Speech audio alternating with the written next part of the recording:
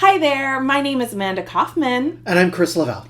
And we're the creators of the C.R.U.S.H method, which is the methodology I followed in order to create clients so that I could leave my corporate 9-to-5 and build my dream coaching biz. And then I did it too.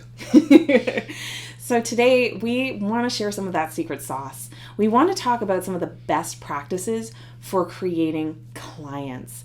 And so if you're not a coach, don't worry, this is really, really good to know if you're any kind of an entrepreneur, especially a service-based entrepreneur, or you're someone who's ever thought, maybe I want to run my own business. So we're going to keep it nice and high level today, but we want to share with you some of the things that we've really learned over the past couple of years when we flipped from being an employee to being an entrepreneur. Well, honestly, as Amanda said, this is useful actually anywhere in life, not even just as an entrepreneur trying to grow a business, it's service business or otherwise.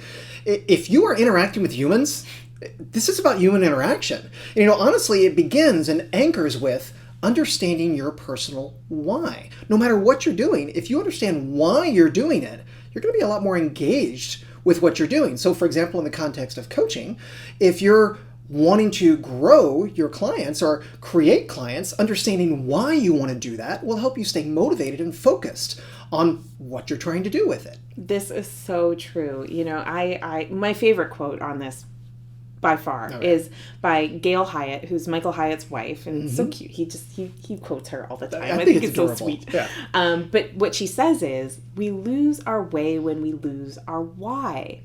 And I'm like, oh my gosh, those dark, stormy nights and those days you don't wanna. And when you're feeling tired and you're just like, I don't know what to do. And you're throwing up your hands in frustration and you're crying. And there's all of these emotions that we experience. I don't care if you're learning to run a marathon or building a business or getting into the best shape of your life or whatever your thing is that you're trying to do. Honey, it's gonna get hard somewhere in there. And if you know why you're going through all that struggle, it's a lot easier to stay focused on it. In fact, I would go so far as to say, when it comes to achieving any kind of meaningful goal, we usually start strong and then we encounter the messy middle. Oh, yeah. And it's that messy middle that's where everybody quits. That's where everybody says, you know what, too hard. Bailing out. It's when you start to lose that traction a little bit. If you don't have that why you're still reaching for and striving for, you may just stop and pull off to the side, so to speak. But if you're still going for that why, even when you can't get traction, you're still going to keep moving forward, keep trying new solutions, and that'll eventually get to a point where you get traction again, and you're now making progress towards that why. And I'm talking deep whys, y'all. Yeah, I'm not talking superficial stuff. Yes. So one of my favorite little exercises is, I call it the why hammer. Oh, I like the why hammer. I like that one. And so the why hammer, it starts with your very first why. Like, why are you doing this? And you why answer, are you here today? Why are you here? Why are you watching this? Mm-hmm. Right? And there's that first why. And it's like, well, why is that important to you?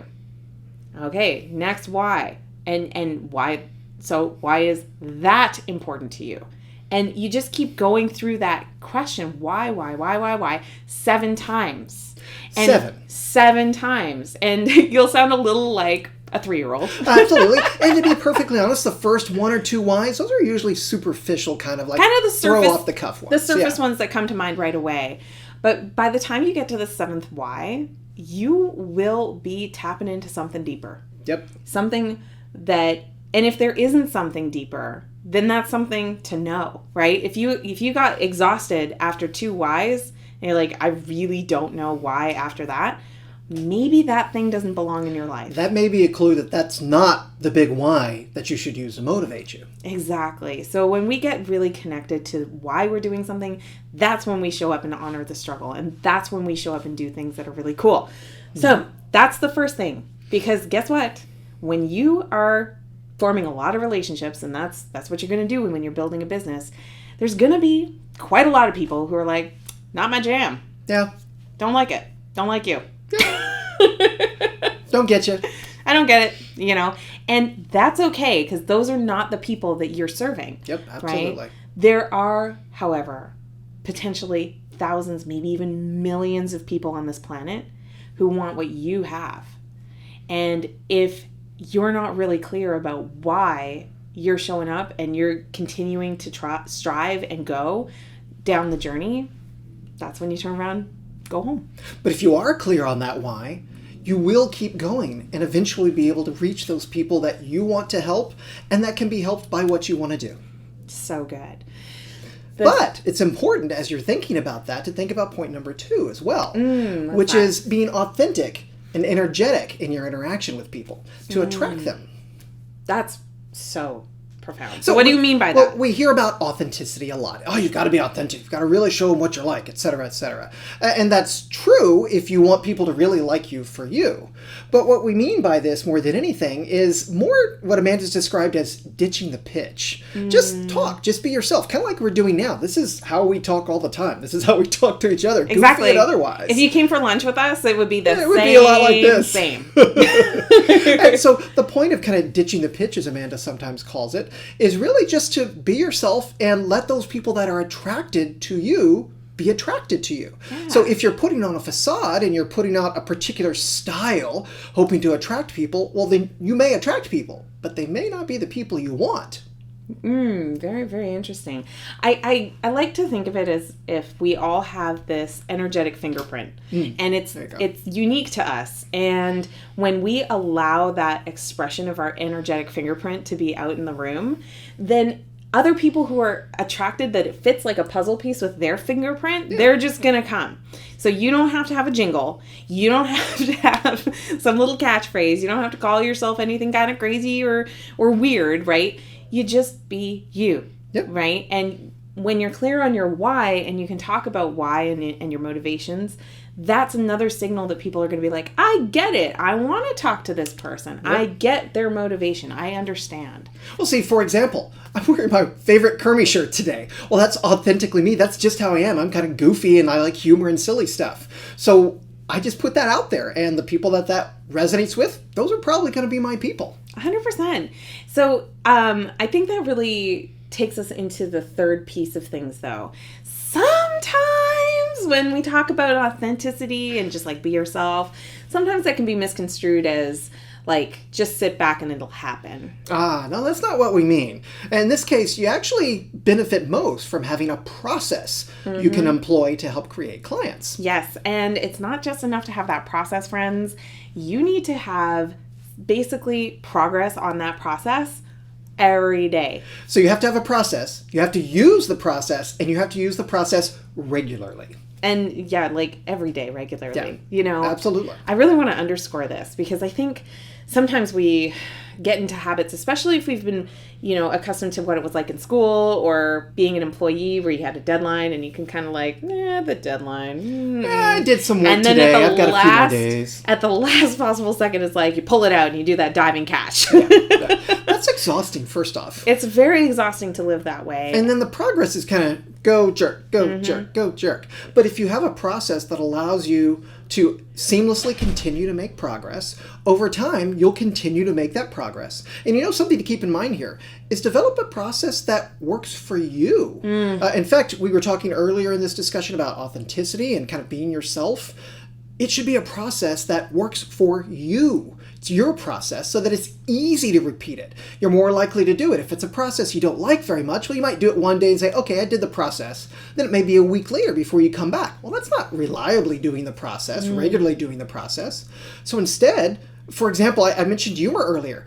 I like to use humor to connect with people. That's something I do on a daily basis. It's authentic to me, but it's something I do regularly. It's part of my process of attracting people that I get along with and might want to learn more about. Right, exactly. And, I love using email to communicate with people because, I don't know, it's intimate, it's fun. I like writing and, I love seeing the responses. I actually had a mistake earlier today and I was able to send an email to go, oh, mea culpa, my bad, right? Oops. Oops. And it was so funny because I got some really, hey, it happens, don't worry about it, kind of replies. Responses. And it was just like, I'm like, I love this. Like, I like having real, authentic dialogue with people. And it's so fun.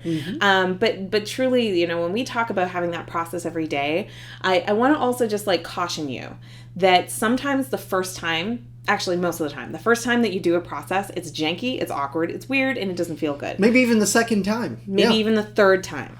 So I would commit to yourself, if you're going to try a process, to do a minimum number of times and then assess whether it's for you or not. Just because you got to get over those first-timer jitters. Well, absolutely. That gives you a chance to kind of refine your process, figure out what's working and what's not, make some changes. And that's why I mentioned earlier, find a process that works for you, because it'll be easier to go through that process. It'll be easier to refine it, and you'll be less bored or annoyed with it if it's one that you give yourself the freedom to be wrong with, but find a fit for you with. I love that. I love that. So here's the fourth tip in client creation. And by the way, before I forget, we're going to include a link around the show notes. If you want to join us for a 7-day challenge, it's starting on Monday, and you can just click the link and sign up for free. And it's all about coaching client creation. And it's a 7-day challenge. Just sign up with the link below, and you'll be able to get into that challenge. So the fourth feature, and we talk about this in the challenge, that's what reminded me, is that the fortune is in follow through. So when it comes to engaging with people who could potentially be interested in something that you're doing, I think sometimes we go into it with this expectation like, oh, well, they have to decide in the next 3 days or else I'm going to move on to the next person. Yep. Goodbye. Bye. But like, have you ever wanted to do something or maybe buy something, and you go into the store and you kind of look at it, and then you leave, and then you come back 2 days later, look at it again, and then you leave, and then you come back, and then you kind of look at it, and then you leave, and then after a year and a half of looking, it's finally time. You finally decide, like, now's the day I'm going to do it, right? Yep. Yeah. And that happens, but you know I was like that with my Apple Watch. Yeah, you've loved Apple for a long time, absolutely. But the point with that is, not everybody is ready at that one time.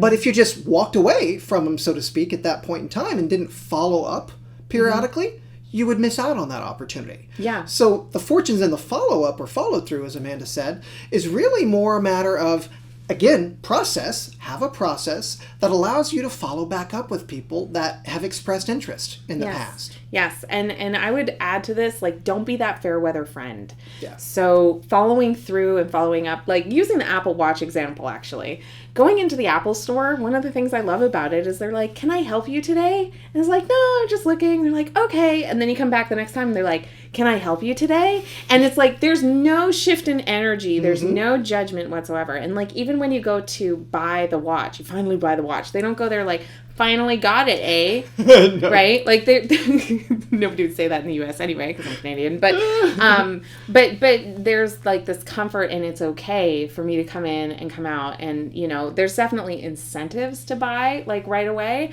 And I'm pro-incentive. I think you should have incentives, because if people can make a decision later, they usually will. Yeah, they usually defer it.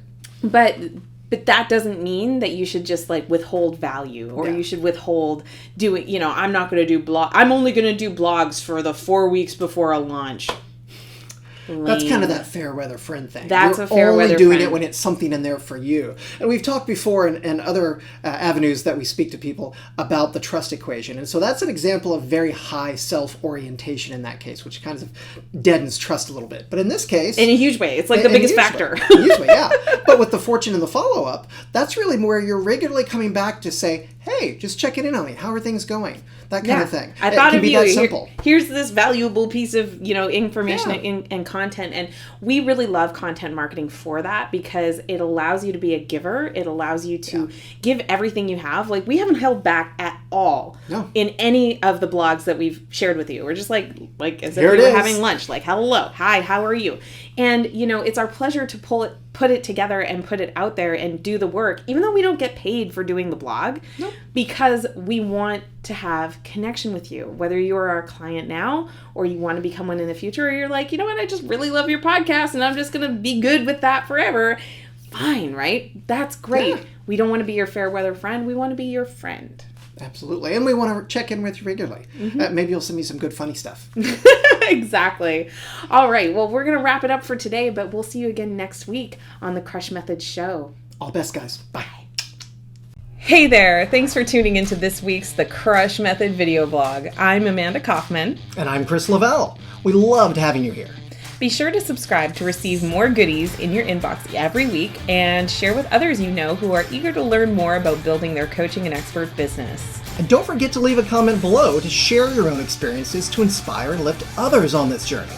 And check out our podcast on iTunes called The C.R.U.S.H Method Show, so we can join you on your commutes and workouts.